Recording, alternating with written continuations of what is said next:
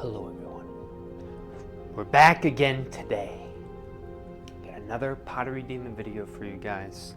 I got 3 more pots coming right at you. I'm gonna get right into it. I'm not gonna mess around. I've been making all sorts of stuff, doing all sorts of things, but one thing that's staying consistent is these videos every day. I'll see you over there in a second. Green off. Yo, this looks menacing.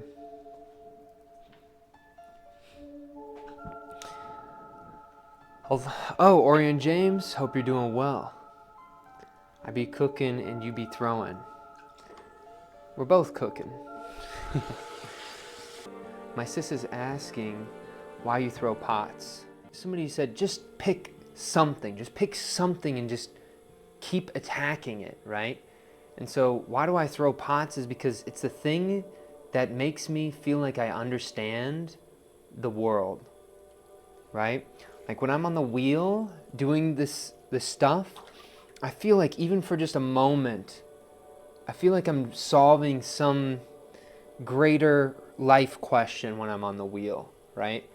And so that's why I throw pots. It fills my life with a lot of value, right? It helps me answer questions that usually would scare me. Yeah, I mean, I probably could have done one more there. Yeah, I think I'm focusing on the present moment. I just refuse to, for so long in my life, I was just really giving up on my dreams and aspirations. And then I realized to follow your dreams and aspirations, you have to give up a certain level of comfort, and you kind of have to sit in this psychological void, right? And I think for a really long time I was too scared of that place. And I think when you really sit there, you can find comfort there eventually if you sit there long enough, right? And I think you'll find a lot of really beautiful things when you sit in that sort of void. So I think that's important. A lot of the conversations today is really grim. Okay, right on this bottom edge, I'm grabbing my llama. So llama's jumping, bites on that rim, and I'm imagining these 2 lanes of traffic, right? That push and that pull, and then that's what's gonna allow that to become a volcano. I wanna see some whistles. You know, I've been making some larger ones too, and so the larger the chamber is for your whistles, the deeper the sound, right? And so they almost sound like this humming, right? Like I imagine like you're in like inside of a big vessel and there's just like some like big machine in the other room that's vibrating the room, right? That's kind of what it feels like when you're playing some of the instruments. Getting right to this bottom edge to find that bump. That's all you do is you just lift this bump up.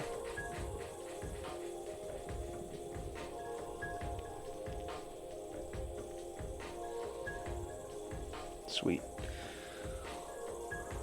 When pulling, is it always best to use a sponge to carve away from the base?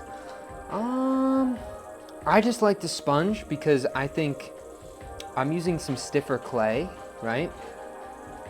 And so I've always thought if I don't use a sponge, I start getting, the clay starts getting tacky and pulls my hand, right? And so I kind of like using the sponge just because I think it helps me not really stick to that surface and slide and glide a little bit more. But again, I define that bump. You can see that little bump. That's all we're doing is we just carry this little bump up. All right.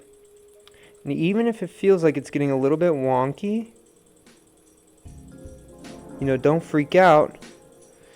And then when you get to about this height, you're gonna have to swap your elbow's gonna, at least my leg is a little bit bony, and so my elbow just kind of like it's lifting up enough where it's no longer using the bone as support, right? So then I try to keep that tucked into my body.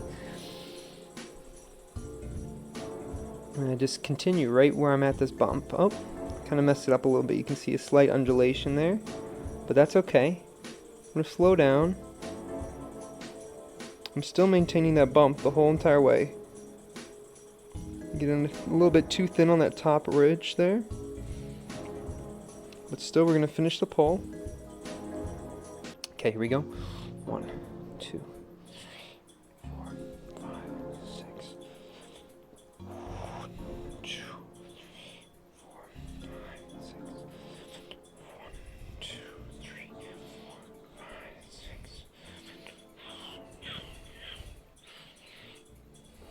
Okay. Right on this top rim. A bit of water. It's gonna twist right on up.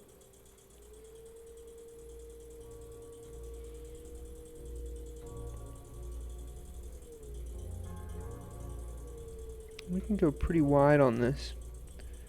And then if we go wide, it's gonna wanna collapse, right? But if we keep that neck in, it's gonna collapse onto that twist and then it'll keep itself up, right? And so that's kind of a fun thing. Unless it tears, obviously, but if it doesn't tear and just collapse, it will just nest right on that edge there.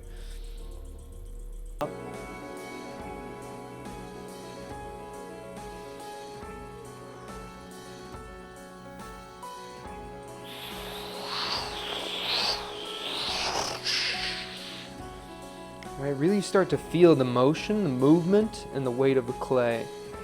All right, bring that right down to that bottom edge. Have that hand right at that base. Bring that over top, curl that right underneath. Push that clay underneath. You don't want to fold the clay over, right? You want to maneuver that clay so it's pushing out against your hand, right? Not folding over. Hammer fist coming right down on top. Slowly bring that outwards. And there you go.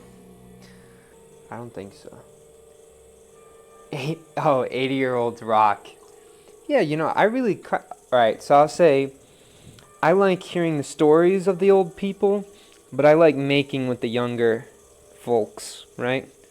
Like, I feel like young people have, like, such fresh ideas, while old people have such amazing stories.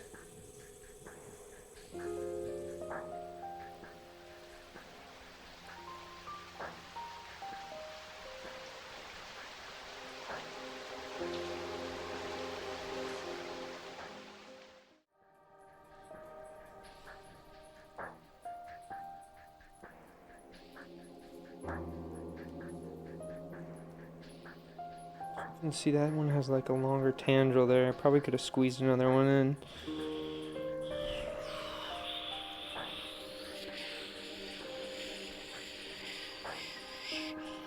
Slowly walking that twist down to a point where it no longer can hold.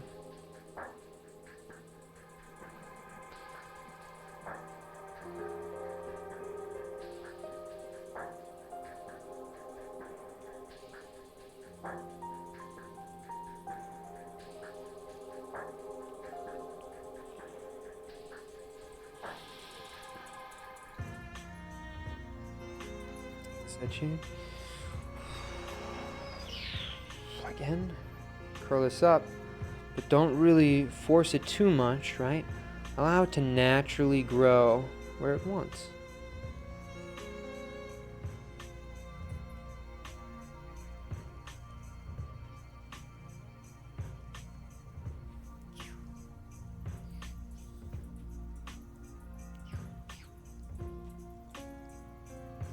Number 3. First and foremost is how wide that top goes from the trunk right underneath that top edge there. I think there's a good contrast. I think the tendrils on the bottom, they're functioning more as a pattern rather than a moment or like arms of a sculpture there, right? Where if we go over here on this one, you'll see that this one kind of is using those tendrils as arms to add some level of sentience to the object, right? The way that it's just holding up that top, right? Something I also like about this one is I gave that top some more room to breathe, and so I think it's allowing those tendrils to sort of have a moment on the side of that treetop. And if I go to the one in the very back there, right? The one in the back I think has a really nice veins in the twist. It's probably the most tree-like one of the ones today. And I just did a small little skirt on the bottom of that one, and I think it turned out pretty good. But it's more of a basic shape, but I think you always got to have some of those ones. But anyway, thank you so much for watching.